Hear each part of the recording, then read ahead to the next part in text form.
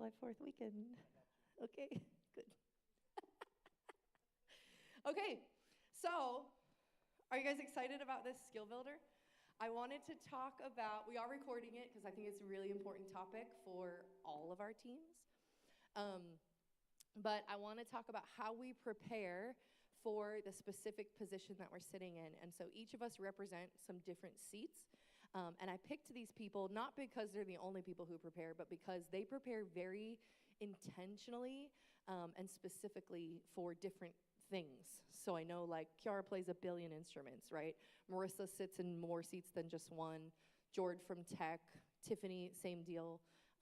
So just there's some diversity up here. I wanted to represent each and every seat. So anyway, I have a couple questions to get us started. And then hopefully, because usually when we start panels like this, I'll say, anybody have any questions? And it's like crickets. But so I have a couple to get us going. And then if we have organic questions that come, we can do that. So you guys ready? Okay. So question number 1 is, what is the first thing you do when you get a song list? Nico. Go ahead, Dale.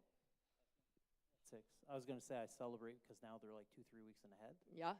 So that's really cool. Oh. Go ahead, answer better. First thing I do is on electric, sometimes there's riffs or solos or different arrangements that are more technical that push my limits of what I can play. So first thing I do is I go through them, scan them, and see if there's anything like really spicy that I've got to take extra time on. So if there is, right away I figure out what it is, and then I just replay it. I look for all the things that are cheesy. No, I'm kidding, sorry. What about you, Tiffany? What do you do when you get a song list?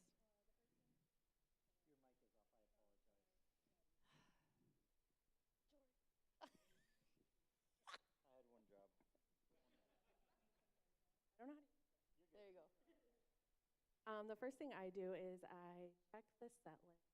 I'm looking for what songs we're doing, but not only what songs we're doing, I'm looking for who is singing them, and then I create a YouTube play. I actually have a YouTube playlist labeled rehearsal, so I remove last week's songs and put this week's songs in it.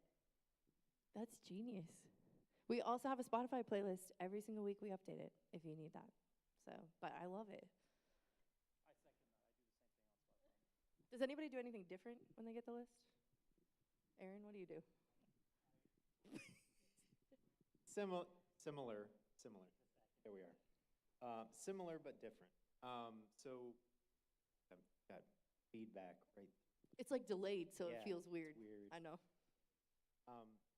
So I immediately listen to the songs in order that they're occurring in the set list in the original key that the artist did them in. Why the original key?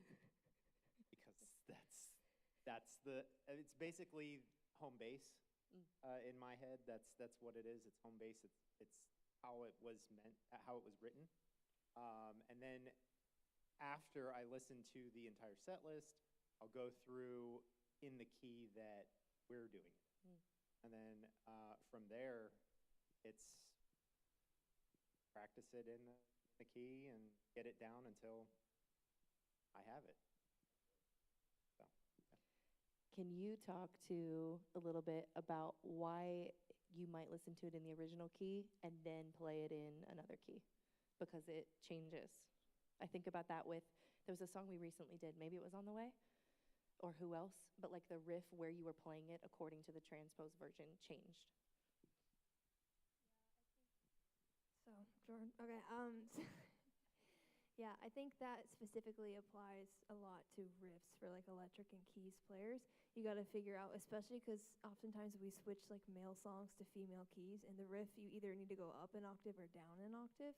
And so listening to it in the original key gives you a better idea of what the goal sound is, so that when you have to transpose a riff 6 keys up or 6 keys down, should I go down the octave or up the octave? It's like a whole dilemma. Okay. What does your practice routine look like each week?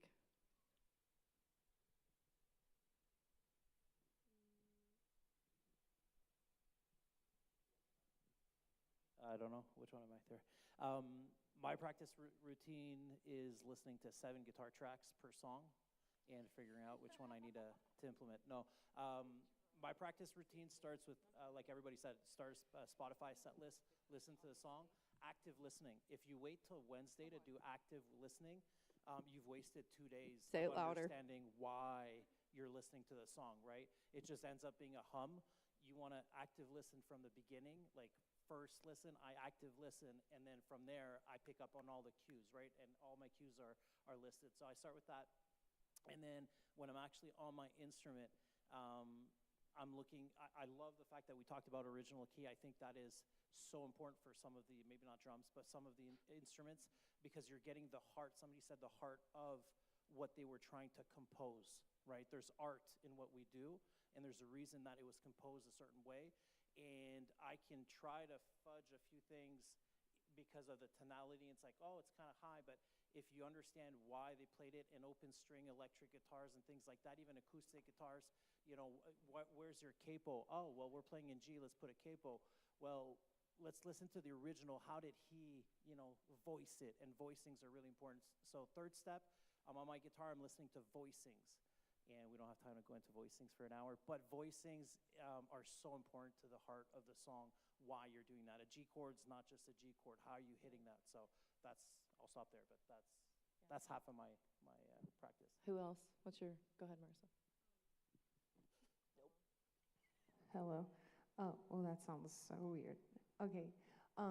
Mine is kind of like Dale's as well, and just actively listening through everything. And of course, it changes based on your role on the team. So like, especially when I'm MDing, that was like the week that we marked the chart, that's my active listening. That's like what I'll sit down and do and actually go through. Because it's kind of, as an MD, your responsibility to know what everybody's supposed to be doing to correct if you need to, and just kind of like from there change the arrangement. But the other thing is your role on the team. Like, I'm thinking like an orchestral score, like what part do you play there? Like, do you have the melody? Do you have a riff you have to learn?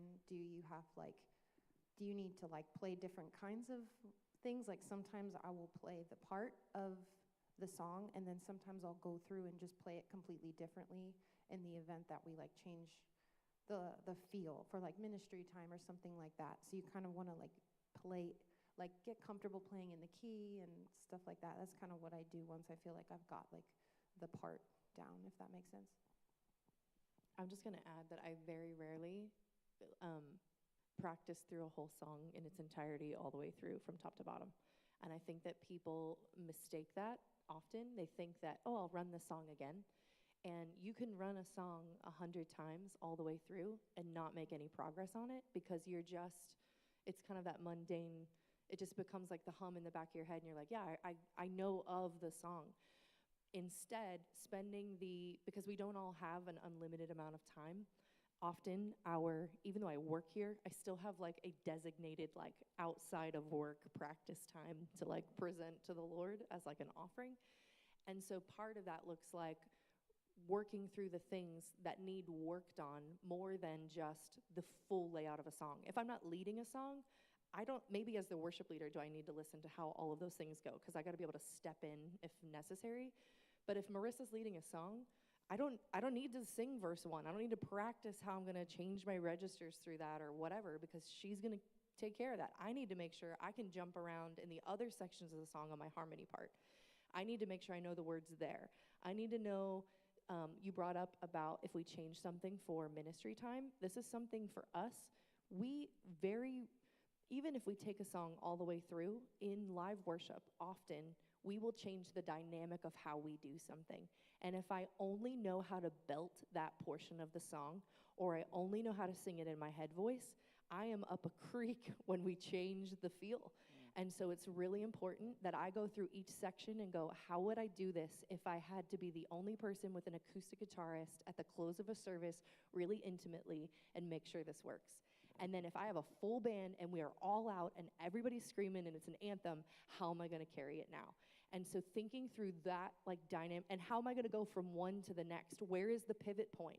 Because often in a song, there's a moment where this works to build, And sometimes it doesn't. If you're singing a song like None But Jesus, and I say like, in the quiet, in the stillness, I know, that doesn't work for a build. So you got to be intentional about where those things are going to happen and be able to communicate that with your teammates to know where you're going to make those changes. Anybody else? Tiffany, you got thoughts? Aaron, you got thoughts? I can see it. Go ahead. I think one of the awesome things about being able to do music is that it allows you to be creative. So you don't have to just follow, like, kind of tailing off what you were just saying there. You don't have to just follow what the band who originally did the song, how they performed it. I like to practice the song that way so that I got the basic root of it down. But going off of that, I also come up with alternative ways of playing it so that it's not just as the recording is. Play it in other ways, play it, in different styles and different formats, and see if maybe you can incorporate something like that into the way that CLF worship does. And that's worship leadership from your instrument. Yeah. So, I mean, I think that's important, is not just learning it, just the root, but like knowing the song to a point where you can come up here, worship, not have to think about it necessarily, but be more attentive towards the actual worship portion of your time on, while you're doing it. I think that kind of gets to the heart of it. Otherwise, we're just playing songs. Come on. So. Tiffany, go ahead. What about you? Hear me? It's Jordan. It's not you. From a tech perspective, a lot of that doesn't really make sense, but I know this sounds weird, but there was a time in tech where we didn't have comms. So I am very intentional about practicing like we don't, specifically because we didn't have them for years, then we had them for a little bit, and then we didn't have them again, and I felt debilitated. So I'm very intentional about knowing for some reason I cannot hear Kiara or the MD, whoever it is. I know where the verse of the song is. I know what the bridge is. I know if there's a build coming so that I can hit that light cue. So it sounds weird because a lot of you have probably not had comms, but it's not a great feeling when you don't have them. So I try to be prepared for if that does happen. Comms are their equivalent of the MD. I was just going to jump in on both their points. If you can barely pull off the song, then you're not ready for what Bree's going to throw at you, what the Holy Spirit's going to throw at you, what technical issues are going to throw at you, right? Nobody's safe. No, but it's true. If you can barely pull off the song, the original song, then you're in a lot of trouble. You've got to know it so well inside out that then whatever happens, you're ready and you can be creative. You can have fun with it. He's going there, so I know what's happening, things like that. A misconception is, I'm just going to play it my way. Well, you're playing it your way because you don't know the original, but that's actually that's not being prepared, So know the original, know it so well that you're prepared to jump anywhere. And last point on that, know everybody else's part. And I know everybody's part every practice, because my responsibility in every musician, every back vocal, everybody. Yeah, I think, what's that? Everybody. Everybody. If you don't know the other person's part, how are you gelling with them? We've got in-ears. The down part, or the sad part of in-ears is you don't have that band feel. You don't have the amps. You don't have the acoustic drums hitting you. You don't have the feel of the bass from an amp hitting you in the legs. So you don't have the feel. How are you going to know where he is if you don't know what he's supposed to be playing and then what you're supposed to be playing, right? So if I'm playing eighth notes and he's playing eighth notes and Mike's playing eighth notes and Brian's playing eighth notes, that's a lot of eighth notes, right? So where am I supposed to be in my creative process? Well, it depends. What's Mike playing right there, right? If I know his part and I hear something, Kiara played something, I think like last week or 2 weeks ago, and she played something, I'm like, I know where she is. I know what dynamic she's playing because of what she was playing. So then I can fit in that lane, right? Because we're trying to go together. So know everybody's parts. That, to me, is probably the best thing that you could do. I think vocalists are guilty of this too, because we think that if I know the lyrics, then I know what I'm doing, or if I know my harmony part. But there's a lot of BGVs who can't sing the melody or can't sing the other part, and there's no like condemnation in that, but harmonies became unlocked for me when I learned all three parts, because I know how they fit in context with one another. So if one is changing, I know that the other one needs to change, or how it is dissonant or how it is not. I know when, wow, those two notes are really close and they're gonna rub together, so I'm gonna have to be really mindful that my pitch is really accurate, or else this isn't gonna work. And I think that that context relationship is really, it sets apart good bands who just play from people who, why do I play and what am I intentionally playing? And that's kind of even what Yuka was describing to all of us at the workshop, so. Okay. How do you rehearse in a week when it's a crazy week and you just do not have as much time as you normally would like to devote to something?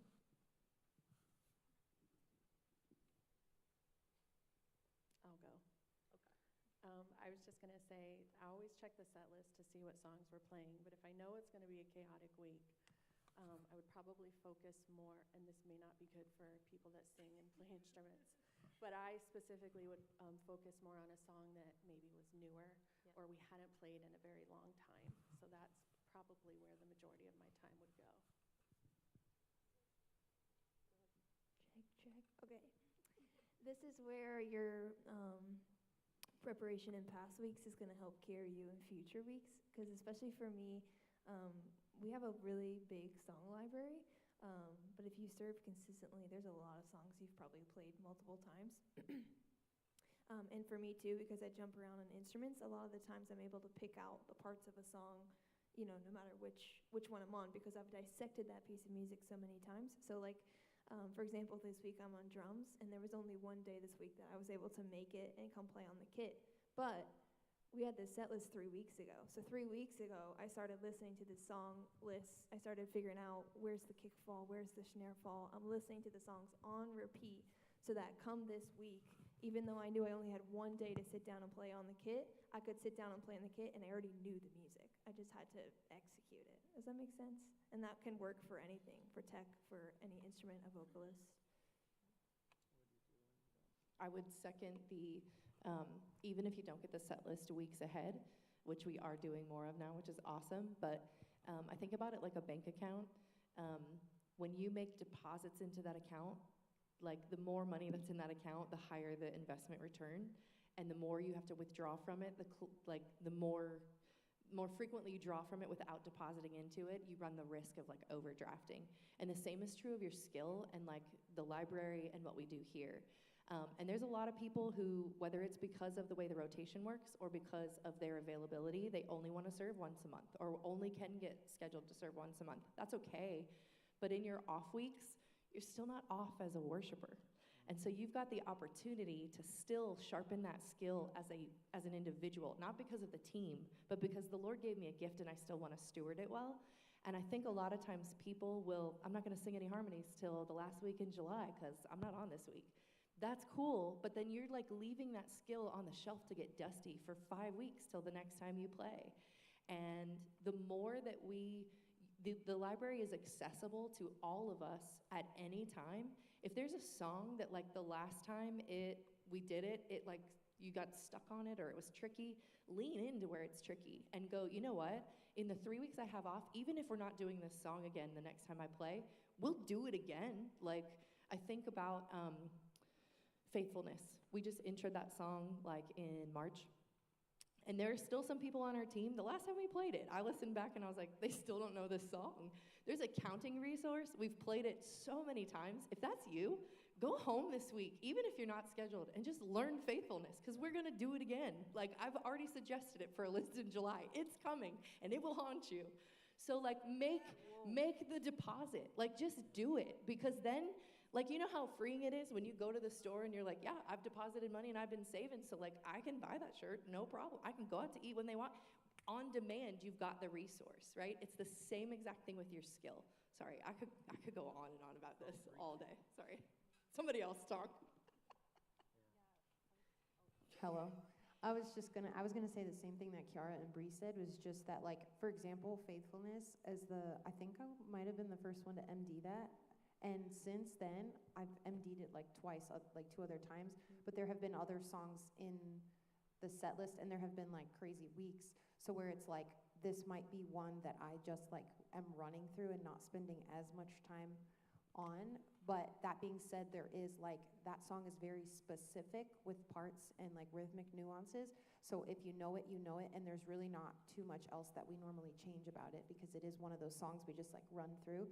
So as they were saying, just like depositing into that, like, oh, I'm gonna play through this song because just to keep my chops up, because I know the song, and then if I know I don't have like a lot of time to spend, then I can spend more time on another song and just know that I've run through and I've made sure, like, oh, I just did this one, I did this one 3 weeks ago or whatever, and I know that one already. So it's not to say like don't work on it, it's just like if there's songs that you know, you'll start to recognize, like, oh, I've played that and I've played it on this instrument, I've MD'd it, or I've sang that, I've been on alto or whatever, like I'll just run through that one and make sure I'm practicing that.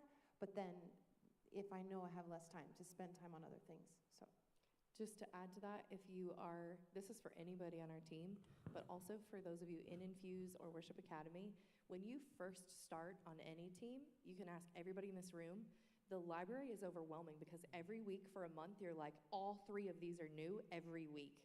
You don't know what we're doing. You're like, what the heck? Infuse is intense because you're like, this is all new material. I didn't know any of it. I haven't played any of these before. But if you put the work in, it will pay off, because eventually one of those songs is going to repeat and you're going to be like, I know that one. I just need to brush it up. It's no problem. But Brian's like, it's me. Yeah. So if there is we've talked about that before, but part of it is my personality, and the other piece is Pastor Comer's personality. He was a worship leader at one point. So we kind of like, sky's the limit from like the last 50 years of like worship music. But I do try, now that we're getting set lists earlier, it was really nice in the month of May to pick a night of worship music that had to do with the whole month. So I don't know if anybody else noticed that. I did. But like when we got to night of worship, usually I'm having to rehearse like 8 full songs. And I was like, we did half of these the last 3 weeks. So if you were on, you know them already. Like it was nice, right? All these guys who were there were like, yeah. I was like, it's going to be a lot at the end. Yeah. But it wasn't, because faithfulness was one of them. We had to run that one time. We've already done the legwork on it. But as you grow in your skill, does not mean that you put less effort into what you're doing. And I think that people think that once Infuse is over and they've made the team, I've arrived, and I know no one in here has said that, but they think, I know these songs, I've been playing with you for a while, I don't have to be as prepared. And I would challenge you and say, actually, now that you don't have to work on your skill as much, I don't have to run the alto part for every song every week. I just know it. I recorded them. But now I have additional time to pray for my bandmates and to seek the Lord about the set list in a way that when I was brand new, I didn't have the opportunity to do, because I had to learn the material. That was the most anointed thing I could do. And I think sometimes we miss that because people think, oh, I'm a vet on this team. And I'm like, no, we're all newbies to what the Lord wants to do this week, even if we've played that song 1,000 times. Yeah, to more answer your question, Brian, everybody, if you're on this team, has access to all 500 songs on Planning Center, but you can filter it to say what we've done in the last year or what we've done. There's like a filter option. So if you need help finding it, I can help you. But then you'll know like what we've done more recently. Not that we don't pull old stuff, because there are some weeks she gives me a song. Also like, Spotify too, like because of those playlists, you can go back and find like 3 and add them to a list. And what if you don't have Spotify? Then you need to get a subscription. What if you're an Apple Music? Then you need to find somebody and get on their family plan. You're out. Look, okay, so everything that I heard was very practical, very good. But I would say, because we said if it's a crazy week and you haven't had a chance to practice, now now that we get the set list, you really don't have Come on. an excuse. That's exactly what it is. Unless you just have a crazy month. But Then you should be saying your best But- yes somewhere. But sometimes I feel that way. But in the past, this is a little confession. So in the past, the trick that, and this really only works if you know your instrument. Aaron's not going to be scheduled for a long minute, guys. We're just gonna. A trick. They don't know that he asked for a couple weeks off too, so Yeah. not really because of the panel. Sorry. A trick, believe it or not, I've used it in the past, is air guitar. No joke. Because I can listen to the song, I can pull up the chord sheet, and because I know my instrument so well, I know where everything is on the instrument. I can like visualize where everything is and play it as I'm listening to it. So it's a cheat sheet, it's a quick way to learn the song. That's a very don't use that as your mainstay by any means, but Dale's out. He's offended. but seriously, I've used it in the past. If you're in a pinch, and I'm not saying that's a mainstay, but I'm just saying. And honestly, now that we have weeks ahead, a time frame. Aaron really has is also, that. how long have you been playing? 20 years? 20, How old are you, Aaron? no one knows. He was born in I don't even 84, everybody. No. So Aaron has been playing for a really long time and knows our life. He's been playing with our church for a really long time. So that's not to say that you've got the excuse to go, I didn't practice this week at all. But if there is a hairier week than normal, the benefit is that Aaron played like every week for however many years. And so 80% of the library, he's like internalized and could pull out of nowhere, right? But again, that's not what I just said. Is in no means a mainstay. That should not be how you approach it. He I'm won't just be saying- scheduled Yeah. till August. I'm just saying that's in a pinch. Yeah. Okay, I have more questions, but what questions do you guys have in case there's something that's like burning in you? How can we help?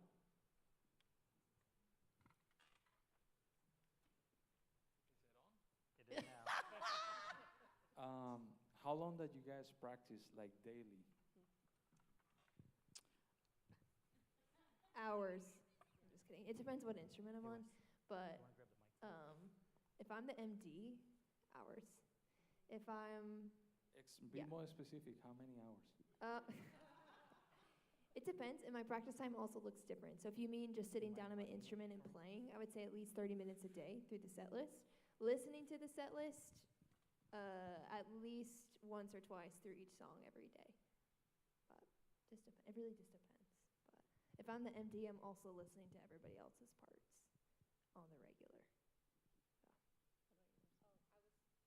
I was sorry.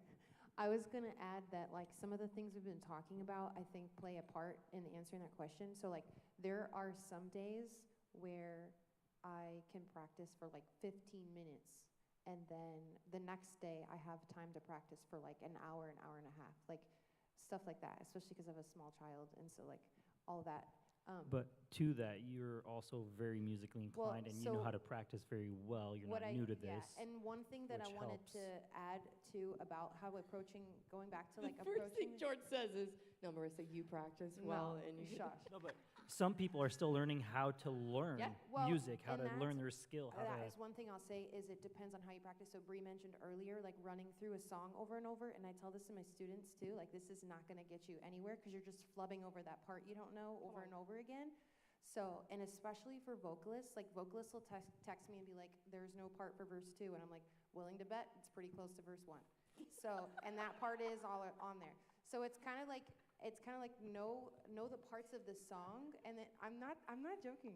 I know, that's what's so funny. I know. I say this to you I'm should like, hear here it the is. questions will come in, and I'm like, what do you mean? Should I learn all the parts? Yes, I'm like, learn all the parts, and we'll figure out if you're I'm doing like, it so it's Thursday. different words, as you've pointed out, but it's the same notes. So it's just like, things like that is knowing how to practice well. So, for example, if I know the progression of a song and I'm listening to the keys multi-track, and I'm like, they're literally just playing whole notes for the first verse, I'm not gonna like harp on that. I'm not gonna be like, all right, hold on.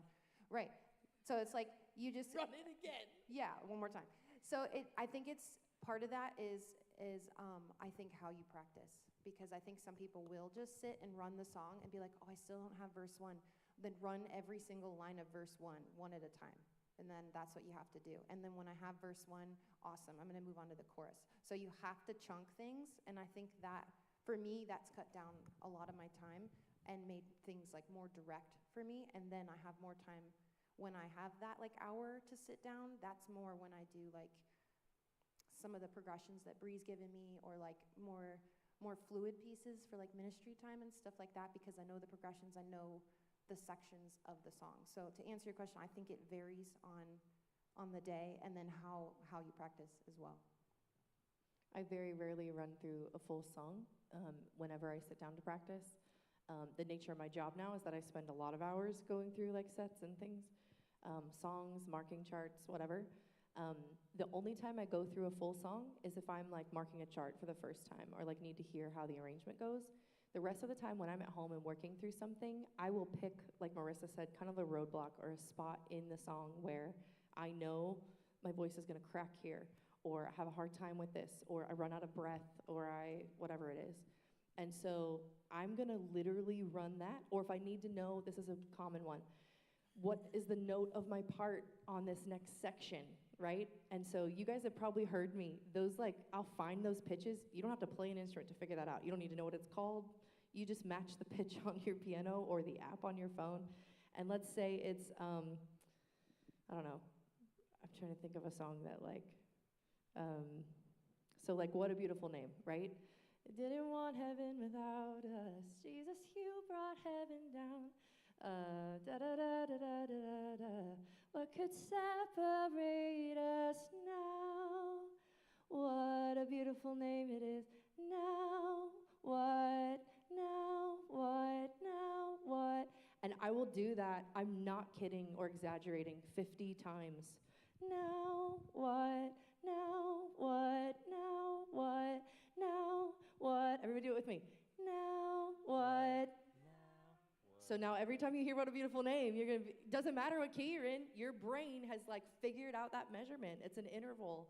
And so doing that is so helpful. And so there's a lot of times if my voice is gonna crack somewhere, you can ask my kids, they get so mad at me. They're trying to watch TV and I'm like at the piano and I'll be like, who else? And so I'm like, nay, nay, wah, wah. Like just going through the like, wherever the break is, over and over and over and over, like 100 times. They're like, are you done yet?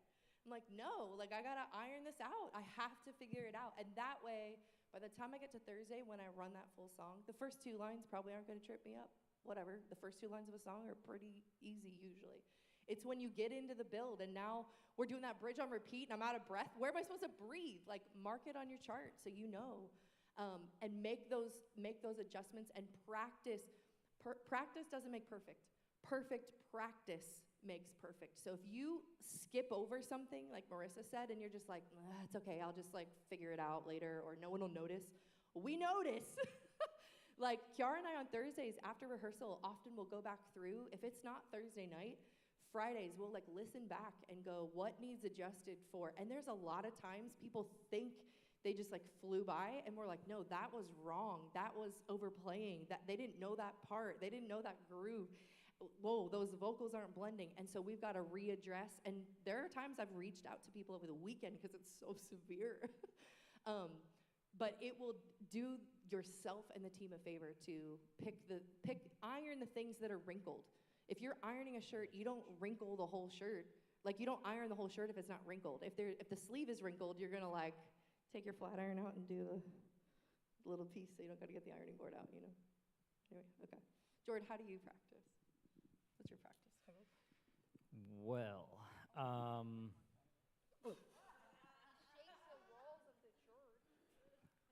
so practicing for tech is a little different, but for me, now that we have the set lists out on a month out, 3 weeks. First thing, usually Mondays, I'll start to build the light scenes for the songs. And now that school's out, I get to play music in here, so they actually get to hear it, and they'll hear like the same 10 seconds repeat repeat, repeat. It's so annoying. As I'm building the song, I'm trying to time everything. I'm trying to coordinate the lights to really function with what's happening, to just as much as sound, you guys are trying to capture everything well on your instrument, on your vocal, and produce it so that the experience is really good for everybody overall. I do the same thing with lights, and that's where I really get to practice and learn the music a lot.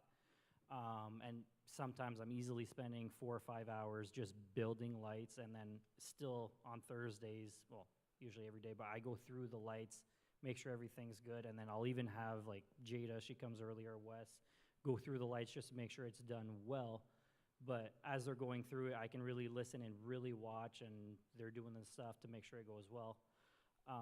But I really do dissect every single portion, and then if I'm on lights or on sound or on cameras, I know the music so well that I know what should happen for sound, what should happen for cameras, what should happen for lights.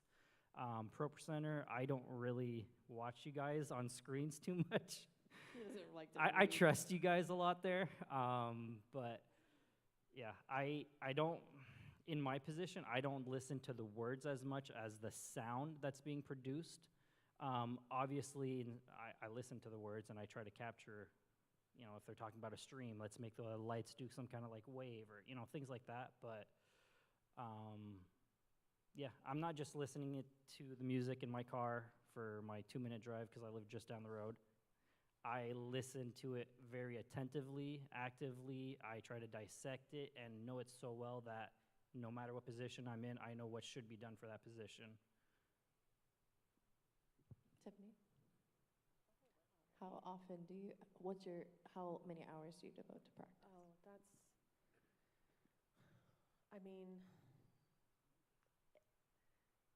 actively listening, probably only a few hours a week, if that. But I listen to the songs on repeat for hours, especially when I'm in between calls. But I can attest to listening to a song 100 times and have no idea what's going on. Because I did that with On the Way because it is a newer song. I literally listened to it all day, and I went to pick up my son at 3 o'clock, could not tell you where any of the parts were, and I was so frustrated. But when I got off, I listened to it, and by the next day it was fine. Like, it's actively listening. It's sitting down and not even just riding in your car. That's the only thing you're doing. A big part to that also is for the tech team. We can listen to the music and we can try to play out what's going to happen, but the big thing is when we're here, what are we doing with our time? Are we being efficient and practicing well? And yeah, okay, we set everything up good. Don't just sit back, but actually practice and try to grow your skill. Develop yourself further and try to reach a new level. Yeah. Just one more thing. I know active listening sounds kind of weird when you're on tech, but specifically for lights, because I do mostly lights, I am listening for a song to potential hits. So if we've done these songs before, like Faithfulness or Inhabit, I know they have hits in them. But if I'm listening, thanks. Faithfulness stresses me out because it's the first one. I don't necessarily know where the first one's coming in at. Once I get the first one, I'm good, but that first one stresses me out. So like when I asked to redo it, like on Thursday, that's very hard for me, but I asked can we do that one more time so that I'm comfortable with it? But when you're actively listening for tech, specifically for lights, I know we did a song maybe like a month or two ago, and there were hits in this song, and I came in and there were no hits in the song, but I rehearsed and I was prepared for hits in a song. I heard about this. Yes.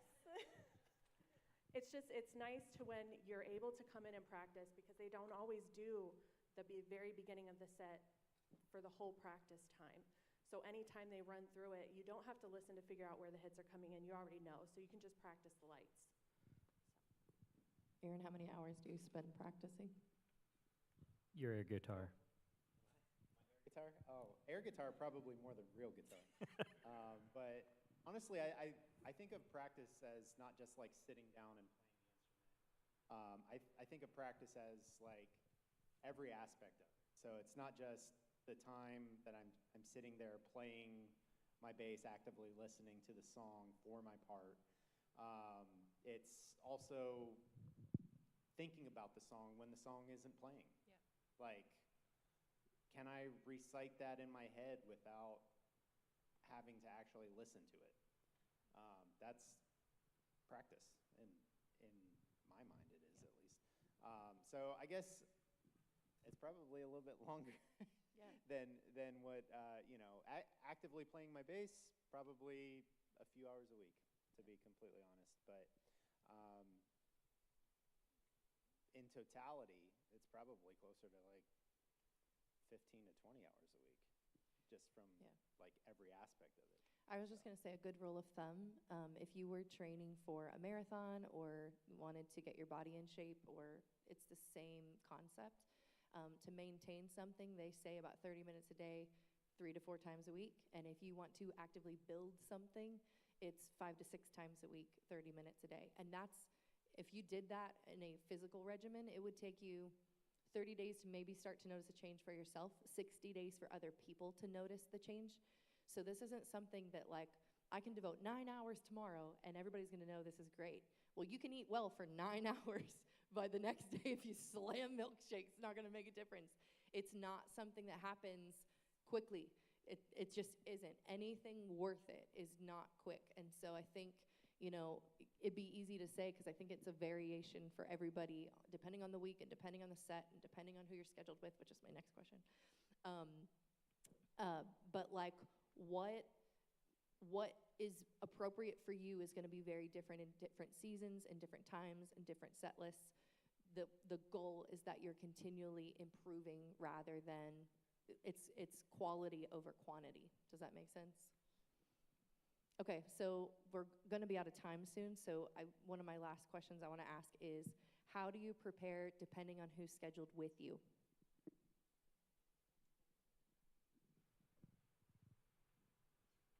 Go ahead. Guys, this is a big deal. Every week I check to see who's on with me because it drastically changes how I practice. As an MD, it changes how I direct too. I love the guys on our team, but when I MD and I'm the only female, I know I gotta be real direct because these guys aren't gonna listen to a word I say. Except for Jose. I told Bree, I was like, I wanna highlight Jose because last week specifically, I just love when Jose's on and I'm the MD because he comes in and he already has his questions like ready to go. He has like timestamps from rehearsal mix that he wants to ask me about. And I'm just like, and then he does this like joking thing when I call a cue, he'll like give me like one of these, but it's so affirming because I'm like, oh my gosh, Jose's listening. So when I MD, I'm like hopeful Jose's on because I'm like, oh, I'll feel so confident. But no, he comes so prepared. So when I'm on with Jose, I already know like, oh, he's gonna know the bass part or he knows the chords. So that's like for an MD standpoint. It depends on the instrument. If I'm on acoustic and vocals, I'm paying attention to who I'm singing with, how I'm gonna have to blend with them. Am I singing a part with someone or am I singing a part by myself? That drastically changes how I practice vocals. Also, I could barf every time I sing, so I gotta consider that.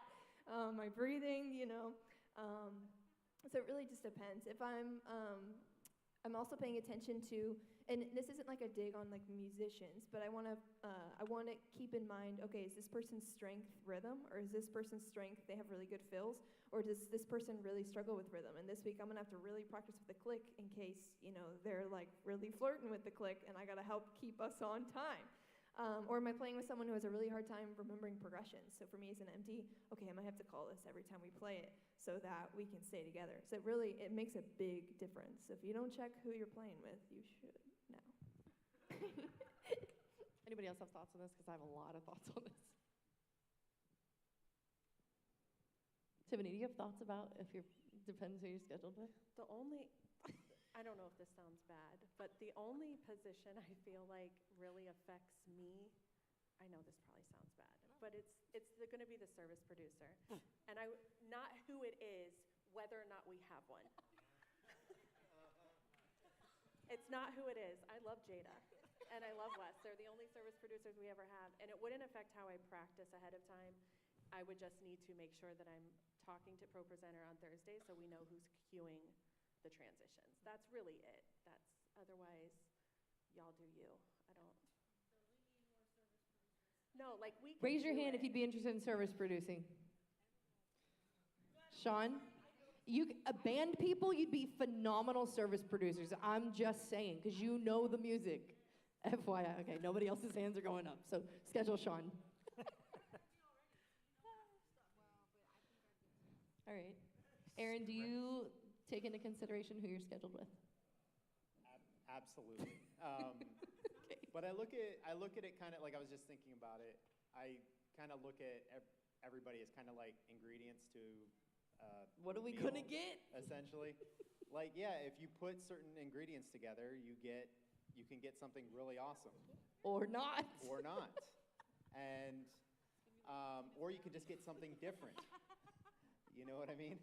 You can get something different as well. So it doesn't always look the same, but you have to be prepared for that too. Know strengths and weaknesses. I mean, just being real, everybody has strengths and weaknesses. And so if you can understand what that person and how it directly affects you, like if I'm playing with a certain drummer, I know that drummer is stronger in this area as opposed to this other drummer who is maybe a different style, a different approach to the song. So I'm going to have to change the way I play. Can't play more direct or more, maybe I have to play a little more jazzy or, something. Which drummer is that for? I'm not naming names. I'm about to name some names.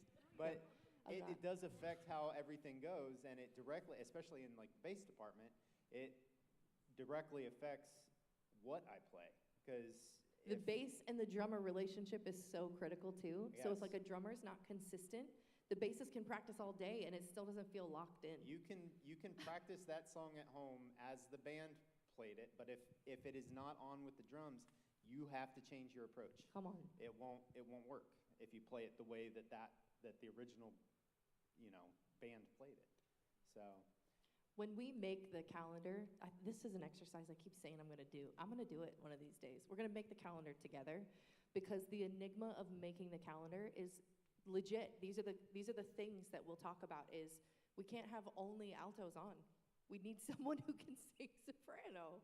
Or else you all come for like, our what are head. we going to do? No one else can hit that note. So, okay, move it around. Yeah, Jordan's in. Move it around. Or these three people play really softly and don't play well rhythmically. If I put them all together, that is a nightmare for the rest of the team. And the band is going to fall apart. I'm dead serious. Like, that sounds like a joke, but it's very true. And so if I have a band who's newer or not as confident or doesn't play that type of music as strongly, I can't have vocalists who also don't really know what they're doing and their timing's off. I need to have like one of the spaces be more strength fortified, if you will. And then when we pick song lists, I'm also going, who's on that week? Because I'm not going to pick All Hail the Power on a week Kiara's on. She hates that song, not because of her preference, but because she's like, I don't play all those jazzy chords.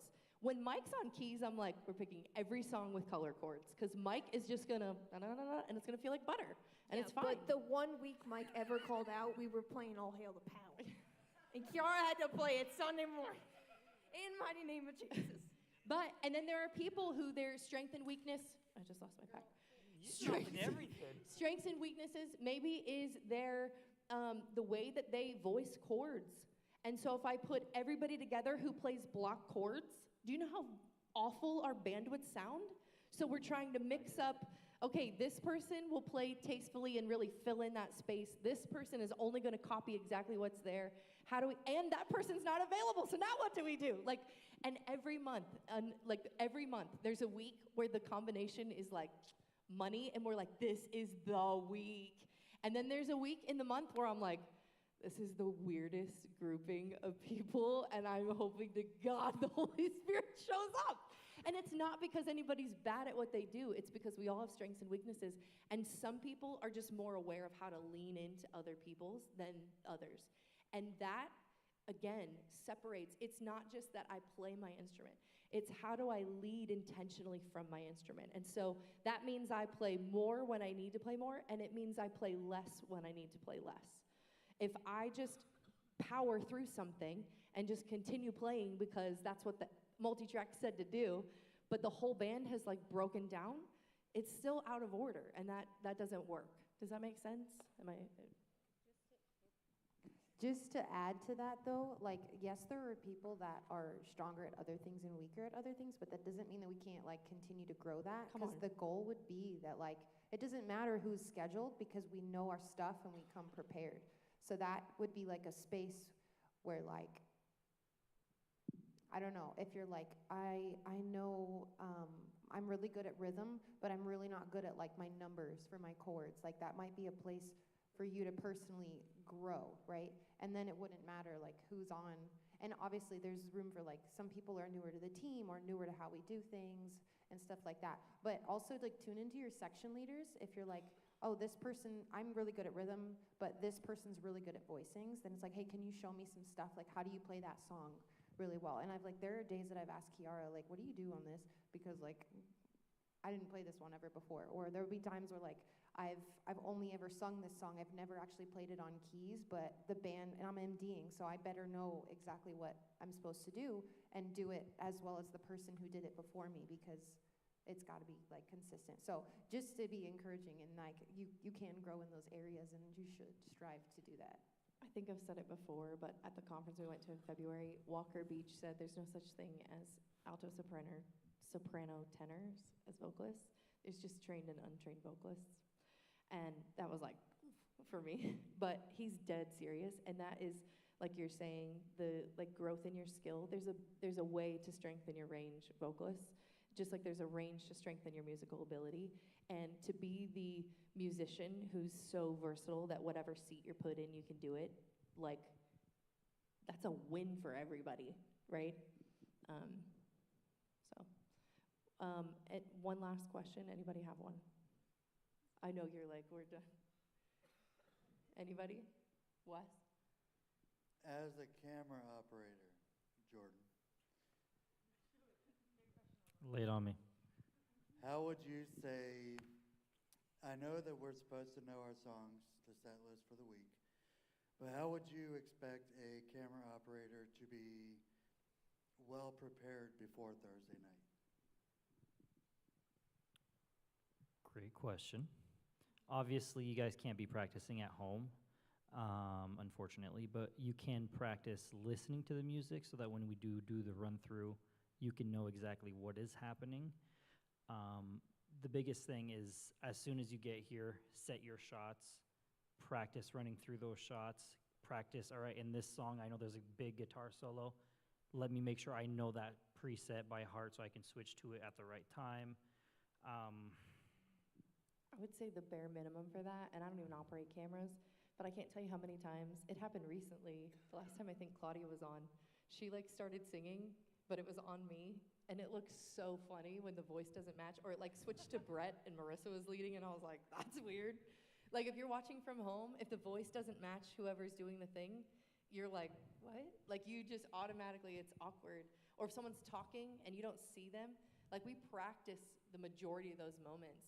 And so being aware that like, hey, there's a drum chorus coming up, so I should probably have drums in clutch. Like you got 6 options back there. Have drums as one. Jada.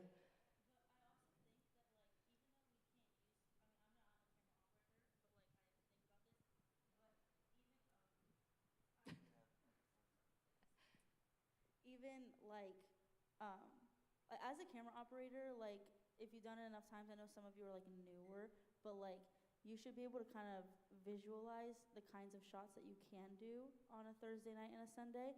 So like as you like actively listen to a song, and this is what I do as a service producer with all the positions, not so much cameras, which I'm like learning to do more with cameras, but like with other things, like I like think about, like I can't practice lights at home, but I can think about like what like are the lights, is it a built moment? So the lights are gonna be going crazy at this point of the song. Or like, is it a low moment? The lights are gonna be quieter. It's probably gonna be like, I don't know the names of them, but you know, a softer light. And the same with, I think goes with cameras as well, is that like, if you, when you take time to actively listen to the music and like each portion of the song, you should be able to like, at least like lay a foundation of the kinds of shots that you can do like when you come on a Thursday night. Like just like Bree was saying, like okay, I know that Bree is leading this song, but she's also leading with Nico, and I know Nico's coming in at verse 3, so I need to make sure that when verse 3 is coming, then I got a shot on Nico at this point. And you can write it down on a chord chart, so that when you bring it in, it's there and it's Come with ready. your list ready. These are the 10 Yeah. shots I want to have. Or for this Right. song, this is what they need to change to. Or everybody's hands are going up now. What's up, Nico?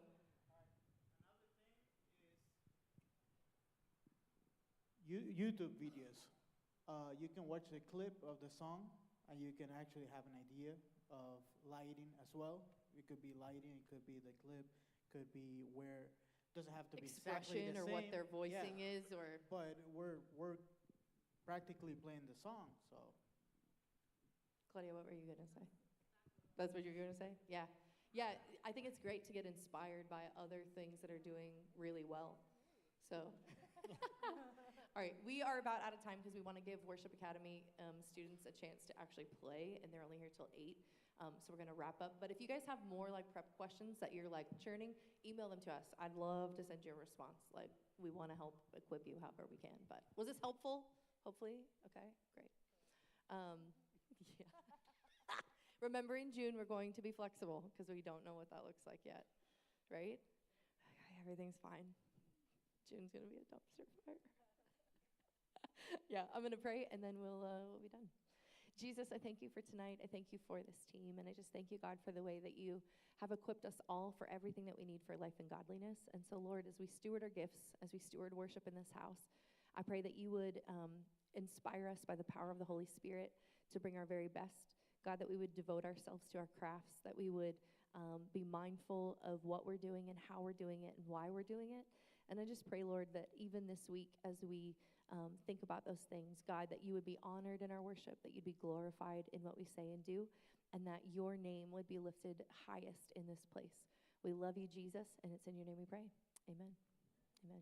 Okay, vocalists, you are heading with Claudia, and are you going to? Are you singing? No. And Marissa to the lobby while Worship Academy and the band start up here. We will see you back here at 8.